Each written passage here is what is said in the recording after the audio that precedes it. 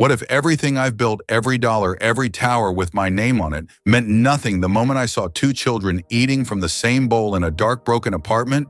Alex's voice cracked as he asked himself the question no boardroom had ever forced him to face. For years, he had ruled New York with cold precision, a billionaire CEO, untouchable in his power. Yet now his hands still trembled from holding a ragged doll, stitched together by a little girl who had called him strong and kind, two words he no longer recognized in himself.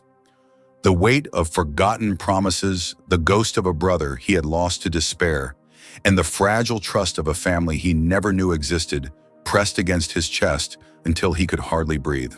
What happens when the walls of wealth collapse, and all that's left is the truth you spent your whole life running from? Stay with me, because what Alex chooses next will not only shatter the empire he once worshipped, but reveal a shocking twist that will change his life forever.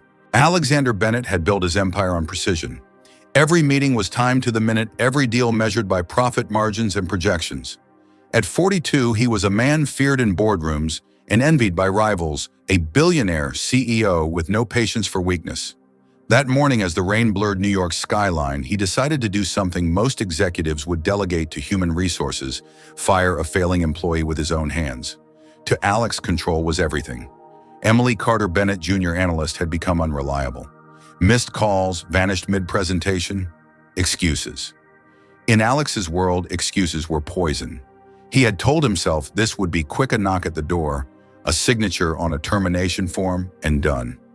Yet as his black SUV slid deeper into Brooklyn's East Flatbush, doubt flickered. The neighborhood didn't belong to his world of glass towers and penthouses. Cracked sidewalks, overflowing trash bins, graffiti-scarred walls. His driver glanced at him in the rearview mirror, uncertain if they were in the right place. Alex didn't answer. He opened the door himself, stepped into the cold drizzle without an umbrella, and followed the woman he had come to end. Emily disappeared into a crumbling brick apartment building. Alex's polished shoes sank into puddles as he crossed the threshold. The stairwell smelled of mildew and rust. He climbed slowly, the echo of his footsteps strangely out of place. On the third floor, a door stood ajar. He knocked more gently than he intended. Emily opened it, her hair damp, sweater threadbare. Her eyes, red-rimmed hollow, met his without surprise. She looked less like a professional who had failed her duties and more like someone who had been losing battles long before he ever noticed. Inside, dim light revealed a crooked table, a chipped counter, and two little girls perched on overturned crates. They ate from the same bowl of mashed potatoes, shoulders pressed together for warmth. The older one, Sophie, looked up, her gaze steady, almost defiant. The younger, Lily, clutched a ragged doll of yarn and fabric. For the first time in years, Alex's chest tightened in a way he didn't recognize. It wasn't anger, it was something heavier. His eyes drifted across the clutter until they froze on the refrigerator. There, held by a strip of tape, was a faded photograph. The edges curled, colors almost gone, but the face was unmistakable. Michael, his brother. The brother who had disappeared decades ago, swallowed by depression, lost to the family in silence and shame. Alex had buried him in memory, convinced he was gone forever. His parents, already fragile, had died believing their eldest son abandoned them. Yet here in this collapsing apartment, Michael stared back at him from a photo alive in the shadows of someone else's life. Alex staggered, gripping the doorframe. "Where did you get this?" Emily's voice trembled. He was my husband." She swallowed hard, her words breaking like glass. "Your brother, Michael." The world shifted beneath Alex's feet. He looked again at the children, their faces, Michael's eyes.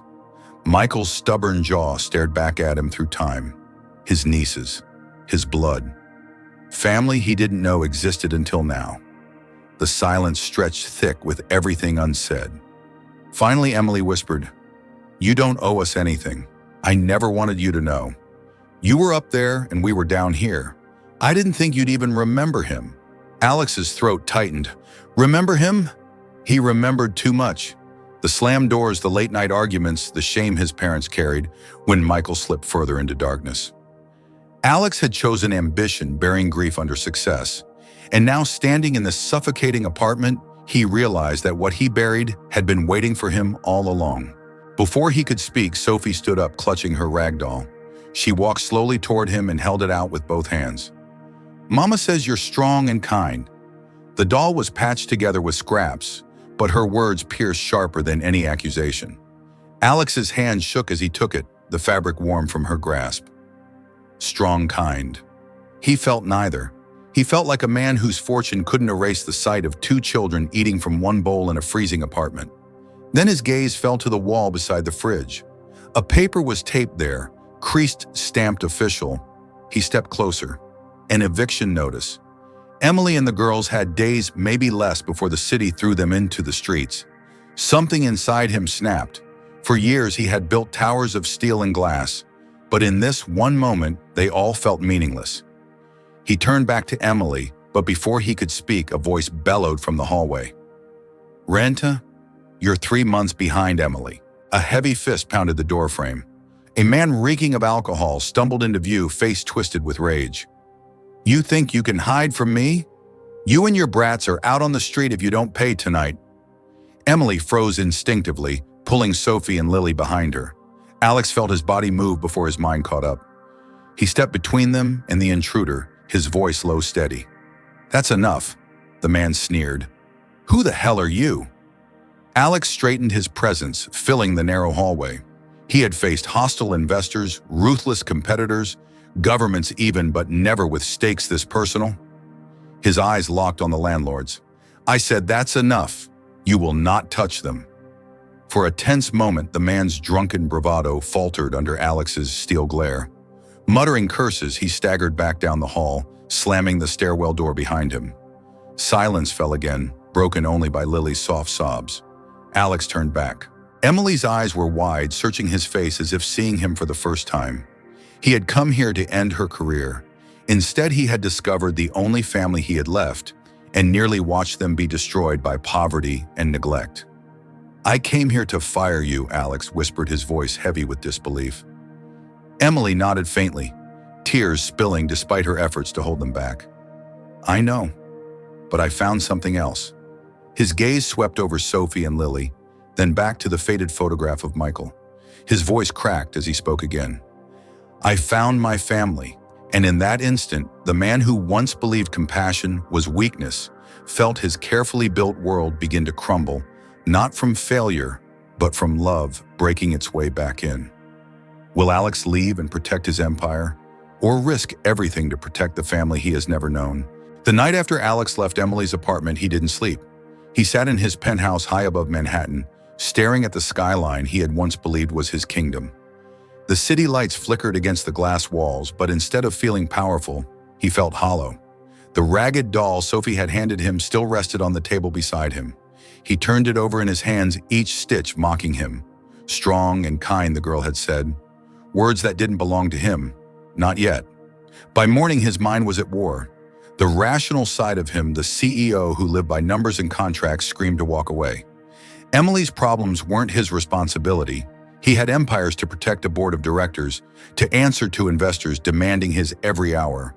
But another voice, one he hadn't heard since he was a boy, refused to be silenced. It was the echo of Michael, his brother, the one he hadn't saved. Alex had buried that voice under deals and deadlines, but now it thundered in his head, "Don't fail them too." That same morning, without his driver or his expensive suit, Alex walked back into the streets of Brooklyn. He carried only a canvas bag slung over his shoulder. Inside were children's books he'd found buried in storage, and a photograph of Michael holding a baby Emily in his lap. He hadn't touched that drawer in 20 years. Now it felt like a key he had no right to hold. When Emily opened the door, she froze. Alex stood there in jeans and a weather jacket, rain dampening his hair, no trace of the man she had feared in the office. She hesitated, torn between slamming the door to protect her fragile world or letting him step inside. He spoke first. "I thought I'd walk today," he said quietly. "Didn't want to come back as a CEO." For a moment, her eyes searched his face, unsure whether to believe this version of him. At last, she moved aside. He stepped into the same dim kitchen, set the bag on the table, and pulled out the books. The girls stirred awake on their makeshift beds, rubbing their eyes. Sophie blinked in surprise, then whispered, "You came back. I said I would." Alex answered. They sat together at the crooked table. He read aloud, stumbling through silly voices he'd never used before, earning soft laughter from Lily. Sophie curled close, peering at the pictures with wide eyes. Emily leaned against the counter, arms crossed, trying not to show the crack in her defenses. She had lived years believing promises were just words that dissolved with the morning light. Yet here he was, reading to her daughters as if it was the most natural thing in the world. But trust didn't come easily. When Alex gently suggested helping them move somewhere safer, Emily's jaw tightened. "I told you before, I won't take charity." "It's not charity," he replied, meeting her gaze. "It's debt. To Michael. To you. To them." His words hung in the air, raw and heavy. For the first time, Emily didn't argue.